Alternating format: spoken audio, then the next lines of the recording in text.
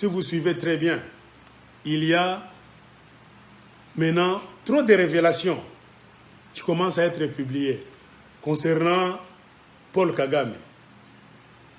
On vous a toujours dit, vous avez cru que nous vous détestons, nous sommes des menteurs.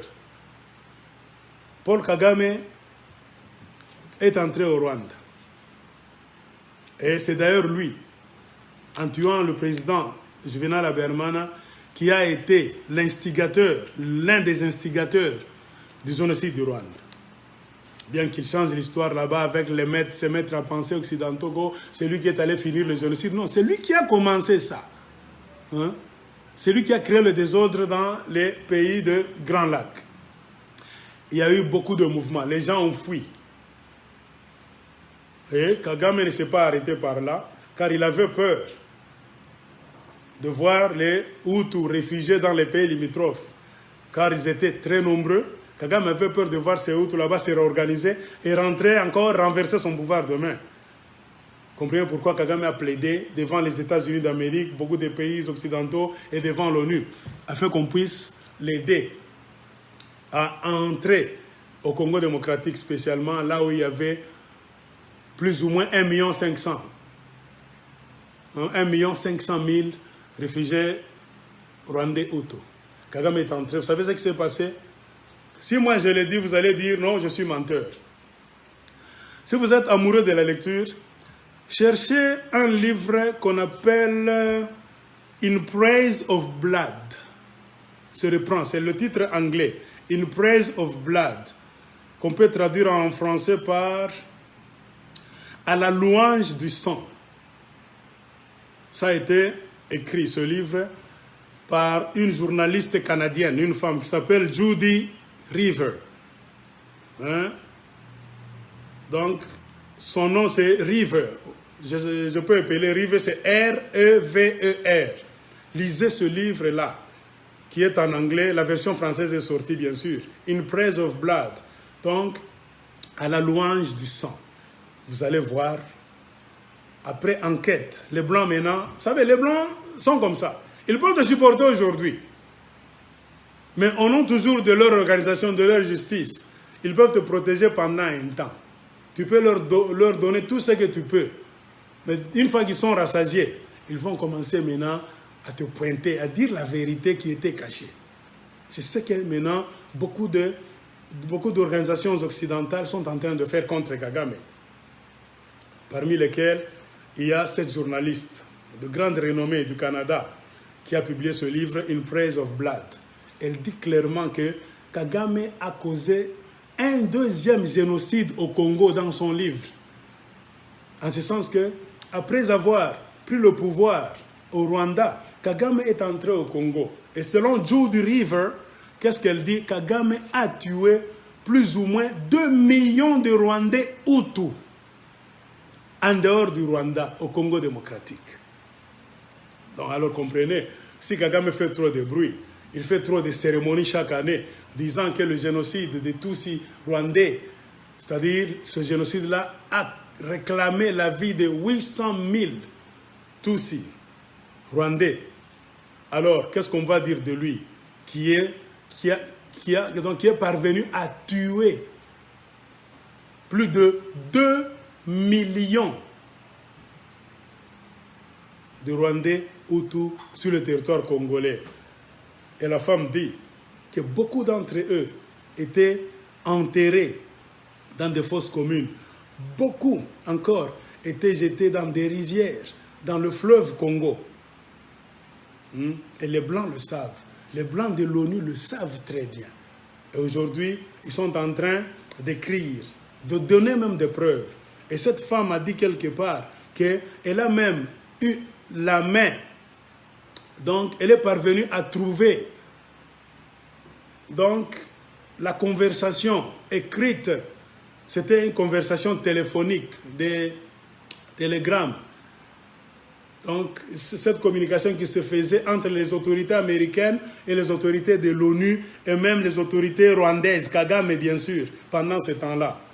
Cette femme a mis la main sur le transcript, donc le manuscrit de donc, cette communication là-bas.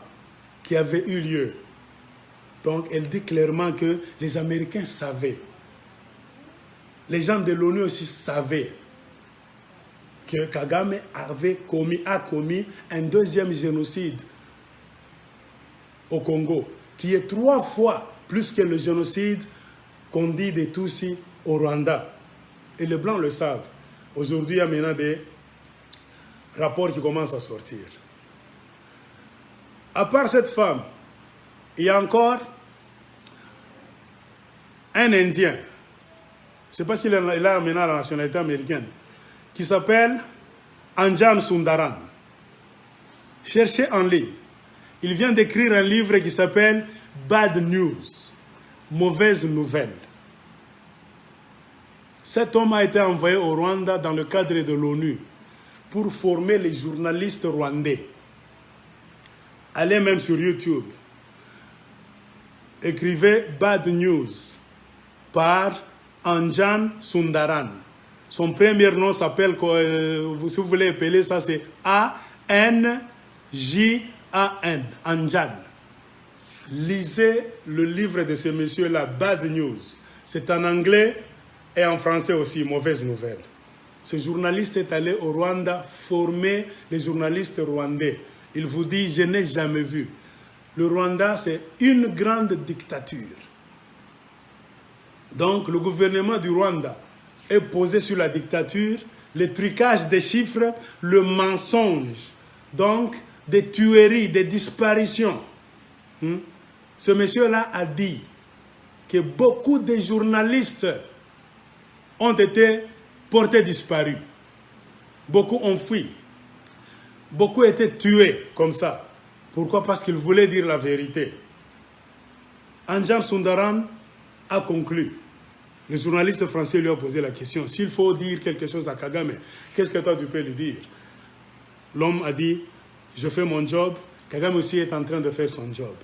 Mais si Kagame lui croit que son pays est véritablement prospère, son pays est juste, ce qu'on nous présente, l'image qu'on nous présente du Rwanda, c'est l'image correcte. Alors pourquoi est-ce qu'il empêche aux gens de parler? Pourquoi est-ce qu'il ne laisse pas la liberté d'expression aux Rwandais? Pourquoi est-ce que Kagame s'évertue à aller en dehors du Rwanda pour aller tuer les opposants, qu'ils soient Tutsis ou bien Hutus? C'est pour les faire taire. Il n'est pas dans la vérité. Car Kagame sait très bien que ces gens-là sont porteurs d'un message de vérité. Ces gens-là avec qui il a travaillé dans le passé, qui sont aujourd'hui fugitifs, qui sont opposants, ils ont une partie de vérité. Or, Kagame, son plan, c'est quoi? C'est de s'éterniser au pouvoir avec l'intention d'effacer toute la vérité que détiennent les gens qui sont en dehors du Rwanda et qui sont au Rwanda aussi. Comprenez pourquoi Kagame a fait beaucoup de choses bizarres. Alors vous allez comprendre que ce n'est pas un monsieur qui est fréquentable. Comme je vous ai dit, les Blancs, quand ils ont besoin de vous, ils vont dire n'importe quoi. Oh, vous êtes le meilleur président. Oh, vous êtes ceci. Oh, vous êtes ceci. Alors, dès qu'ils sont rassasiés, ils vont vous rejeter. Il y a encore une fille qu'on venait d'arrêter au Rwanda.